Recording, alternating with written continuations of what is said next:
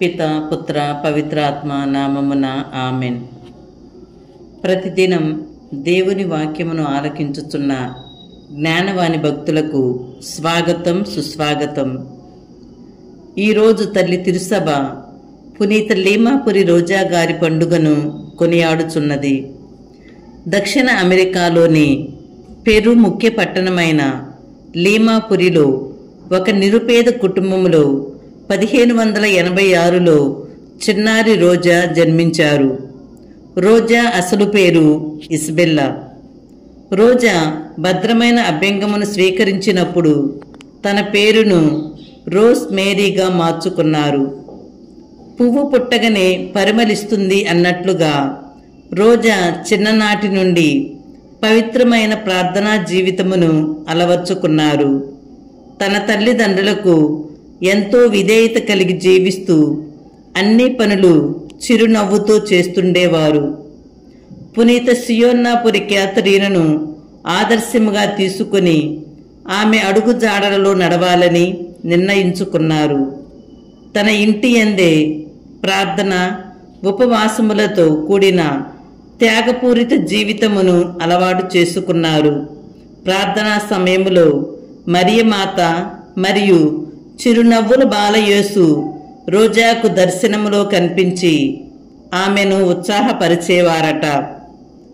పునీత లీమాపురి రోజా గారు తరచూ పేదవారి కుటుంబములను సందర్శించి వారికి భోజనం పెట్టేవారు. రోగులను ఇంటిలోనికి తెచ్చి సేవ చేస్తుండేవారు. కుటుంబ సభ్యులు వ్యతిరేకించి ఎగతాళి చేసినప్పటికీ రోజా చివరకు తన చిరకాల వాంఛ అయిన పునీత డొమినిక్ వారి సభలో 3వ క్రమంలో తన 20 సంవత్సరముల వయసులో చేరారు. అప్పటి నుండి ఆమె తన త్యాగపూరితమైన జీవితమును రెట్టింపు చేసుకున్నారు. ఆమె గంటల తరబడి దివ్య సప్రసాద ఆరాధనలో గడుపుతుండేవారు.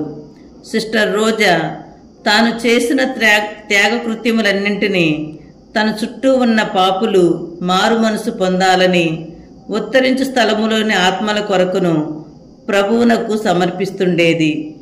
జీవించినంత కాలము దేవుని మహిమపరిచిన రోజా ఆగస్టు 24వ తేదీ 1617లో తన 31వ ఏట మరణించారు. క్రీస్తు శకము 1671లో 10వ క్లెయిన్ పాపు గారిచే ఈ షారోను రోజాకు పునీత పట్టం కట్టబడింది. ప్రార్థన. ప్రేమగల మా పరలోకపు తండ్రి, మీరు పునీత లీమాపురి రోజాను దైవ ప్రేమతో నింపారు. ఆమె ఆ ప్రేమను పరులకు అందించారు. ఓ కరుణామయుడైన యేసు ప్రభు, మేమును ఆమె అడుగుజాడలలో నడచి మీ నామమును మహిమపరచునట్లుగా మీ కృపను మాకును ఈ వాక్యమును ఆలకించుచున్న ప్రతి ఒక్క బిడ్డకు దయచేయమని వేడుకొనుచున్నాము తండ్రి. ఆమెన్. పిత పుత్ర పవిత్రాత్మ నామమున ఆమెన్.